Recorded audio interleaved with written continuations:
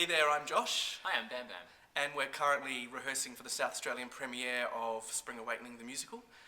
When Bam Bam and I first heard about Dan Savage's It Gets Better project, we knew it was something that we wanted to contribute to, not just because of what we're currently rehearsing on stage with the characters that we're playing, but also because of what we've gone through off stage in real life growing up. In Spring Awakening, I play the character Ernst, and he finds himself in love with one of his male classmates, and he spends the rest of the play having to try and reconcile those feelings in a very sort of tight social status. Was the character that I play, Moritz, unfortunately commits suicide towards the end of the play because of the pressures that he feels he can't deal with, that he's experiencing at school and in his home life, even when help is offered to him. And it's one thing to play these characters out on stage in front of an audience, but it's another matter entirely having to live through these things. Every day, thousands of gay and lesbian children are bullied and harassed at school and in their home lives. And sadly, more and more of these kids feel they have no other option but to end their lives rather than trying to deal with what it is that they're going through. You out there listening might be some of those kids that feel like they have no one to turn to.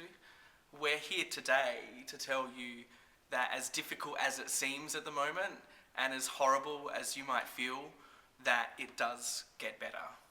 When I was growing up, I was lucky I didn't get bullied too much, but only because the first time I was bullied, I got involved in a fight, and the bully actually broke my nose. So from there, I learned just to sort of take everything and compress it, and I kind of just shut anything I felt inside and didn't share it with anyone. So while then my school life got easier, internally it got much harder to do, and the only thing that really got me through that was my music. It was the one thing where I would invest myself emotionally in it, and it got me through. But it got to the point where I needed to express it to the world, not just to music. Sheet paper doesn't get far. So I did it, and it made a huge change to my life. I felt free. I could do things. I could talk to people. I could have a relationship, not only romantically, but with friends. If you're honest with them, it's so much easier, and it's good.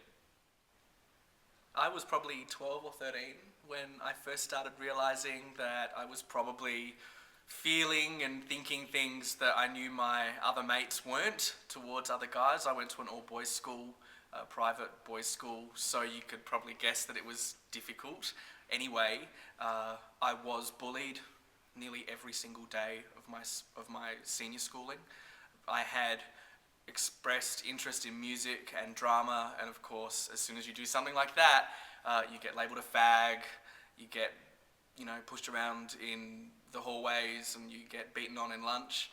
And there were days when I didn't want to get out of bed, and I would pretend to be sick, and I would wag from school simply to avoid having to deal with that every single day.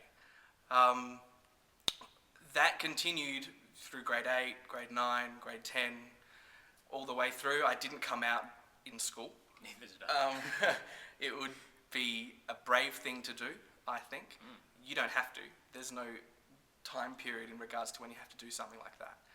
So if you feel like you can't, then don't. There's no pressure to. And it's about rising above that bullying, which is difficult. But if you can push through and get there, then that's the goal that you need to aspire to. I was 18 when I came out to my mum. There were tears. I did it in an argument. We were arguing, and I remember one thing she said to me. She said, "Josh, it's such a lonely life." And I can happily say that she was wrong. It's not lonely, and it's not a lonely life. And I'm not lonely, and I have wonderful friends who I love, who love me, who we have great times together. So it's something that you do in your own time, and that when you do it, you will discover an entire new world will open up to you in regards to how comfortable and happy you can feel. It's hard coming to grips discovering who you are without the world coming in and saying that you might be wrong or sinning or just negative upon you. But it can feel hard. You might feel like you're the only one who understands you and what you're going through, but other people have done it before you, other people do it after you, and they're there, they can help you out. We know that it might feel like you're the only one going through what it is that you're going through. We know it might feel like no one else will ever understand what you're feeling. We've been there, we understand the fear, and we want to tell you that you're not alone and you're not someone who has to go through this by yourself. We've done it, we've been there, and it gets better. So it might not seem like it now, but when you get out of school and maybe move out of home, an entirely different world will open up to you. One that is free of fear, of schoolyard bullying and harassment, and that constant feeling that you are wrong and different. So for now, just weather the storm, keep your chin up, and you'll get through it. Just do what you need to make yourself happy. No one should ever be made to feel like they are wrong or like they are different. You are not wrong, you are not different. Never for 1 second doubt the incredible, amazing individual that you are, with the remarkable potential to achieve amazing things in this life. You are loved, you will be loved, so be happy because it gets better.